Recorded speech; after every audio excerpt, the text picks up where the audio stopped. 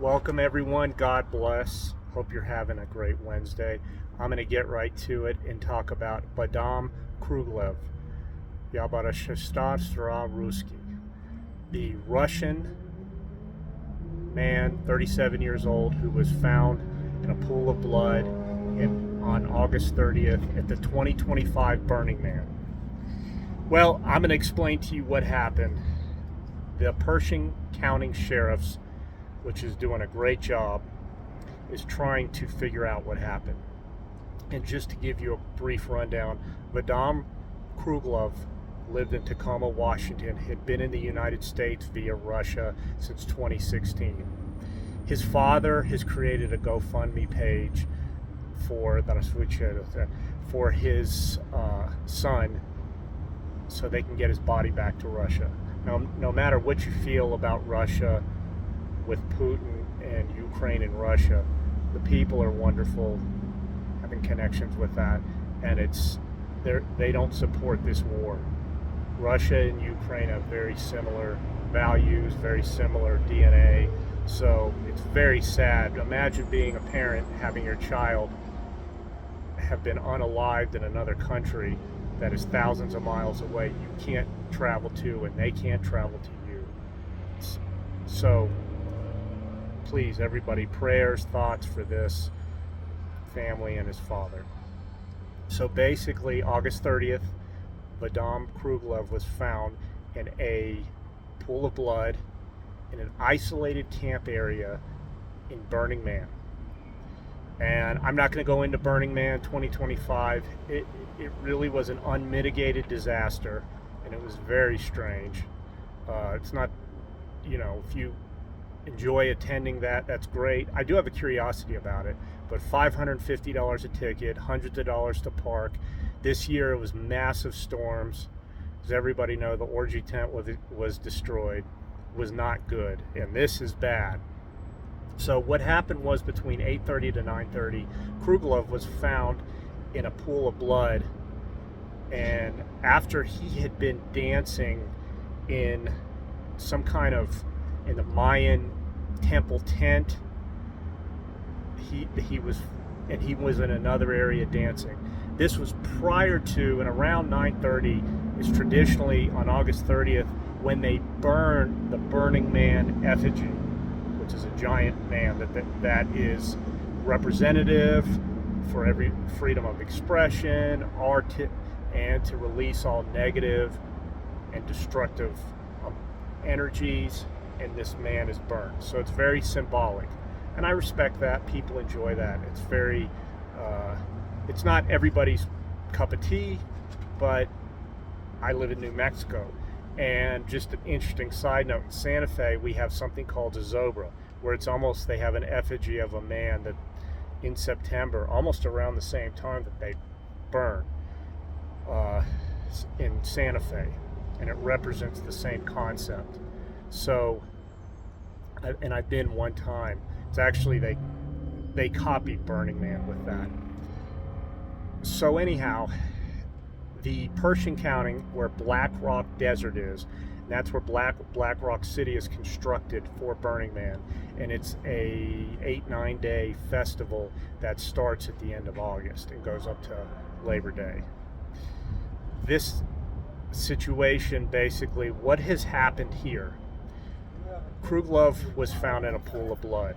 He was found by some attendees, an older woman, they describe her, old as relative, and a couple other women, who flagged down sheriff deputies to advise that there is a man that was laying in a pool of blood. They stated they did not touch him or check his pulse, which was actually the correct thing to do, because if he's unresponsive and appears to be deceased, it's a 4th-degree felony to molest, and I don't mean, you know what I mean by that, or touch a deceased person, a corpse. Only a coroner, medical examiner can do that. So law enforcement was alerted, and this gentleman, 37-year-old Kruglov, was identified by his fingerprints by the Washoe County Medical Examiner's Office, which is the county that encompasses Reno, Black Rock City, Black Rock Desert, the area where Burning Man is done. So to explain to you what happened and why there's been no traction, and this will go a cold case, they will say, but I can tell you what happened exactly. Well, not exactly, but close to it. First of all, when you sign up to go to Burning Man, there's no structure to when tickets are giving out and who's going to go and who attends. They just sell tickets. So any witnesses are, unless they come forward, which is going to probably not be very many people with the type of individuals that attend Burning Man, because there's a lot of anti-law enforcement sentiment. So they're probably not going to attend. They're not going to come forward, and that's a subjective call. There may be some people that prefer to remain anonymous. Why? It's been over a week since we've had any updates on what happened with this gentleman. And there's no Wi-Fi. So if people filmed anything or took pictures, it wouldn't even be until they get out of the Black Rock City, and whether they're going to Reno or Las Vegas, and they start to get in an area of Wi-Fi. Another issue, it wasn't an isolated area.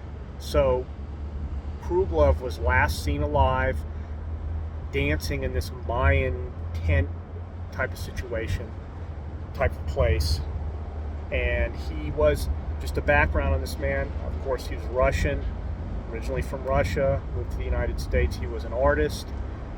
He loved the Burning Man. He loved the idea of being able to grow his type of art. He was a good guy overall, no issues. So what happened? Well, we know he was lying in a pool of blood. There was blunt force trauma. There was significant trauma to his body. There hasn't been, he had trauma to his head. He had some what looked like lacerations. I haven't fully read the autopsy report, and it hasn't been fully released yet. I have to state that I take umbrage, everything becomes public record, but there should be some level of confidentiality and respect for the deceased. And I don't want to go into too much detail. I mean, it's of exactly what happened with respect to his family. So what happened? I'll tell you exactly what happened. I'll tell you what happened. Why did this happen? Over drugs. 100%. This was a situation where Kruglov was assaulted, and he had some interactions with other attendees over illicit drugs. What drugs? Probably ketamine, cocaine, most likely. As far as methamphetamine, heroin, fentanyl, though Burning Man being a very expensive event that attracts a lot of celebrities and affluent people, because you have to have some money to go there. Those type of drugs are not going to be, maybe heroin, could be heroin, but he was a guy who liked to be active, and you're not going to do an opioid that's going to sedate you before the whole point of the event to see the Burning Man effigy. You get that? So it was ketamine, cocaine, might have been a mix of something, might have been a cocktail, might have been something along those lines, so he could enjoy it. He was dancing. This is not a judgment call whether he was using something illicit. This is not to degrade the man. Only prayers for his soul and his family, and because they're heartbroken. So, but this is an objective evaluation of what happened. There may have been something happening where he got these from, because another thing to disqualify, it wasn't a fight. He had no proclivity towards violence. He wasn't, but it wasn't where he got into anything over a woman or over a guy or over a significant other, or that type, or over an intimate relationship. This was involving drugs and something that went south. And then, if you take this like a calculus equation, the final piece of this is that he was in an environment. He's in a desert. He's in this Burning Man 2025 was days of really bad sandstorms, storms, winds. It didn't go well, and it's going to be very interesting to see who attends next year. Is it going to be the 70, 80,000 people, or are people going to be a lot less hesitant?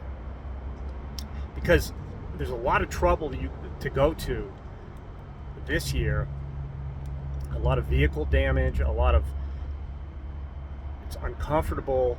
A lot of the art, the buildings and all that were easy to put up in the past, it's very hard because of the desert with water, and the rain was basically trashed. It was decimated. So, and people were sleeping. It was very uncomfortable, wet, sandy sleeping arrangements, for example. Unless you were one of the celebrity, or you could get a very expensive RV or had a service to do that for you. And even then, getting in, nobody's immune to the backup of cars going and leaving. So that's another situation. But that is what happened most likely with Kruglov. Now the mystery comes into, we don't know who did this. And the sheriff's department may know, may have suspects, but this is where people don't have any way for people to come forward. And if the few people have come forward, there's probably, this is subjective, but they don't want to be identified working with law enforcement, though they know they needed to come forward because they need to help this man out, and that's another reason. So, and the last thing to put into this, he was last spoken to August 26th by friends in Washington and Russia, so no one had heard from him. If you do know anything or seen anything or have anything, you have got to come forward, and you will be anonymous to the Pershing County Sheriff's Office in Nevada. You have to. It's the right thing to do. No one will know. You're doing a good thing, and you want to help someone out who is representative and symbolic of a lot of the attendees of Burning Man who go there for artistic expression. So but that's the canard, that's the hypothesis of what happened. It was some kind of ketamine, cocaine, some kind of drugs along those lines, expensive drugs. We're not talking about cheap street garbage from Albuquerque. We are talking about very expensive drugs, and something occurred. And the fact that it was an isolated part of the environment, done at a time when a lot of people were high, a lot of people are in their own zone. This was, dare I say, premeditated in a short period. So it's going to come down to somebody coming forward. This is very hard to solve, though, and that's the irony of it. You have 70,000 to 80,000 people, but it's at night. If you've been to Burning Man, it's extremely loud, lights everywhere. People are running around doing whatever they want, so nobody's really paying attention to what anyone else is doing. And I'm going to end it with this, which is a very interesting thing. Though I pointed out, it's 4th degree felony to touch or handle a deceased person. They saw him in a pool of blood. The presumption, bless these attendees' hearts, was that he was deceased, and that's horrifying in that environment to see a deceased person when you're not used to that. But the other end of the spectrum is that nobody did go forward to try to at least check his pulse or check something, at least go over and begin yelling at him, are you okay, or something along those lines. Nobody did that. That speaks to and this happened the most important night of Burning Man. People were waiting for the Burning Man to be burnt, and that's what the focus. So that's what happened. We don't have names. We don't have it pieced together, and this may never get solved. And that's a cautionary tale to everyone going to Burning Man, that it can be very dangerous in that way. You are vulnerable, because lest you think for a second it is artistic expression, but the whack jobs and the predators know that there's going to be a lot of people who are going to be easily distracted. So everybody stay safe. God bless.